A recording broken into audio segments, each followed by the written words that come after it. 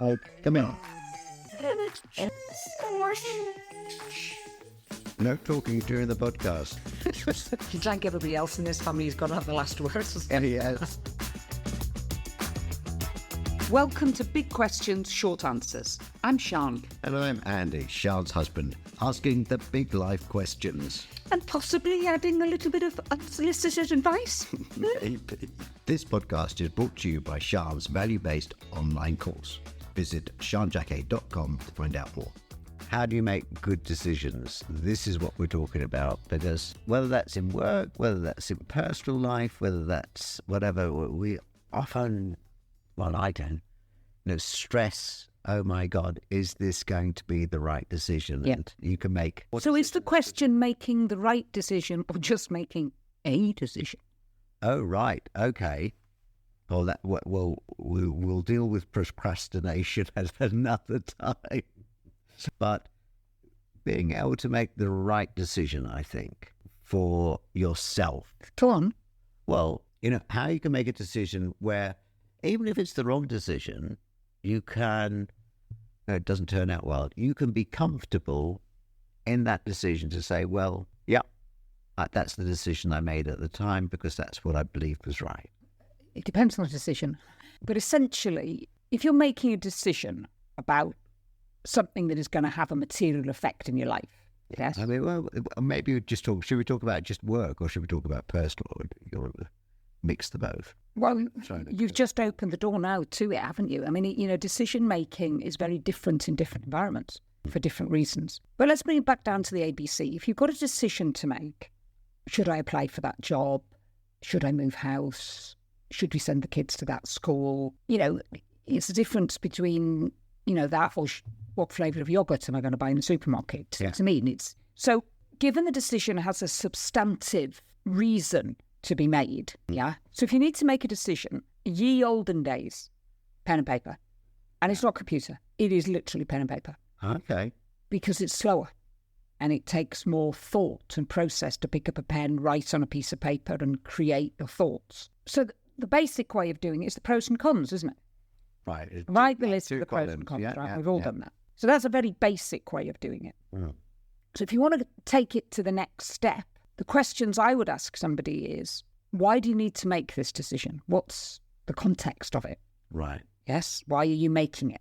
Once you've clarified that, then you look at what I call the different perspectives.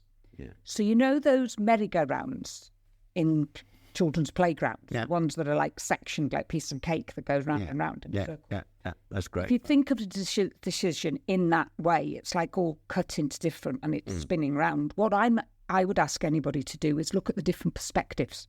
If you make the decision, what's the outcome if you stand from that perspective? What about that perspective? And you look at all of the ways in which that decision is going to affect your life. Yeah. Yeah. My time, my effort, the pros and cons of doing it. Is it going to move me forward? Is it going to be dangerous? Is it going to be healthy?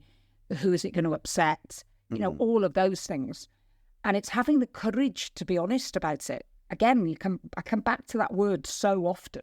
When you're making a decision, you really need to have the courage to look at it from as many perspectives as you can. Then I would be saying that to evaluate, you need to then look at, if I'm making this decision, what is the outcome? What am I looking for? Again, it comes back to why do I need to make this decision? Right. Let's look at something like moving house. Yeah. Whether you own or whether you rent, doesn't really matter. This isn't working, we need more space or whatever the reasons are. Yeah. Work out why you need to make that decision. Are they real? And if so, then you look at what are the resources needed to make that decision.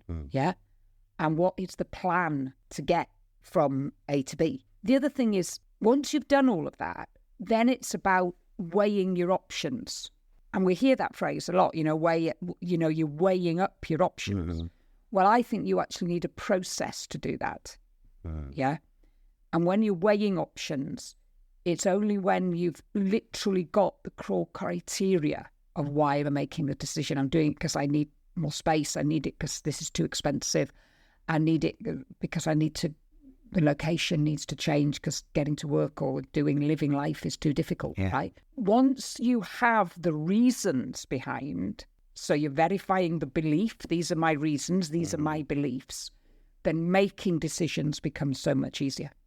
Because a lot of people, a lot of people, probably me, kind of, when they make a decision, can find all the reasons why they have to do something, but don't actually look at the potential negatives, the other side. It's quite difficult to kind of look. Well, I would argue with you because you do. You become constipated with, I can't do it in case it's not right and it doesn't work out and it's not the right thing.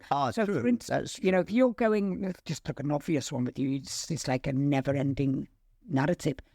I need a piece of equipment for my work. I need a light, I need a camera, I need a whatever. And the first thing you'll do is drag me into a conversation. What do you think? I want you to look at this. And I'm like, well, why? It may as well be written in Swahili. I don't know what you need a light for, or a bit for your camera, or a lens, or whatever. Yeah. And we have the same jiggly dance. I say to you every time. I love the jiggly dance. Oh, we do have a jiggly dance. And I say to you, what do you need it for? Right. Right? And once you verbalise, well, I've got this coming up, or I've done these two things and I didn't have it, and that's the problem it caused. And I've now got 3 things coming up where I can use this, and it's going to add, and it's going to do this and do that, right?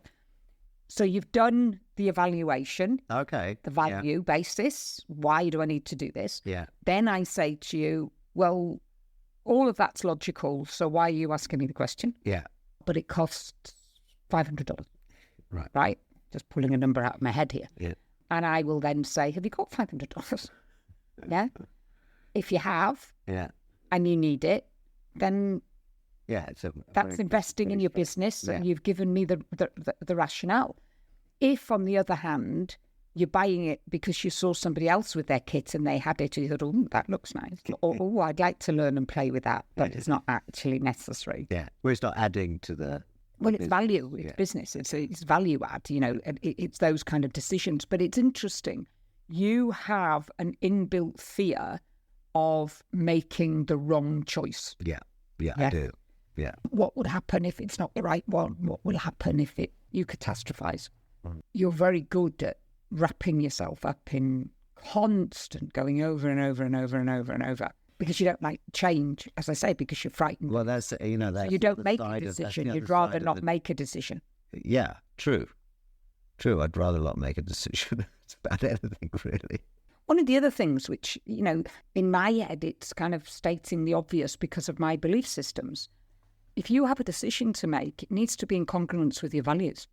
Yeah, I think that's the key. It's in congruence with your values and it works out. The headiness of being competent at making a good choice makes us feel really good as human beings. We have succeeded. We have done a good thing by making the right choice. And when it's, as I say, if it's in line with your values, it adds a whole... Because if it's not in line with something, but if it doesn't... feel very... Absolutely. Very and kind that's of what unravels you. Yeah. And made that decision. And again, it might not be about buying something. It might be about whistleblowing. It might be about calling somebody out. It might be about saying something that you can no longer keep your gob shut about. Yeah. As long as things are in line with your values, the chances are you'll be able to put your head on your pillow and live with the choices that you've made. Yeah. And the same thing, when you're talking about going out and buying something, making a choice, making a decision. If you're filtering it through your values, the chances are you will make a good decision. For yourself, it might not be the right decision for another person, somebody who, like, for example, from a values perspective, somebody who likes money and another person who likes contribution, choosing a different job that has got less pay, but you're contributing, for some people might be the wrong decision, but if it's in line with your values, then it's the right decision. Yeah. Probably a tiny bit more complicated than that, but yes. No, I do. I'm not taking the piss. I'm being really honest with you. Again, world according to Sian, just an observation here. The world is getting so fast and there is so much more choice, so much more of everything. Making decisions, I just think we're very, very tired of it. I mean, the story I will tell about making decisions in the last few years is when I've gone back to the UK and gone into Tesco's. And I stand at the top of the aisle and I look literally 50, 60, 70 different kinds of bottled water. Yeah. And I'm thinking, what the actual? Yeah, I know. Yeah, there is so much of everything that, you're thinking about doing the shopping for the family, all the practicalities of it, but also making all those choices. It's tiring, mate. Yeah, tiring. Buying clothes, buying things, but just life in general. There are so many more choices that we have to make. And I think one of the things we could do is just recognise sometimes I'm very tired of making decisions. So I'm going to stop for a minute. That opens the door to work, because making decisions in a working environment, that is a whole different subject. Oh, maybe we'll talk about that at another time. But I've made the decision to bring this to a close because we're up to time. Oh, you're a funny man. Not in a ha-ha way.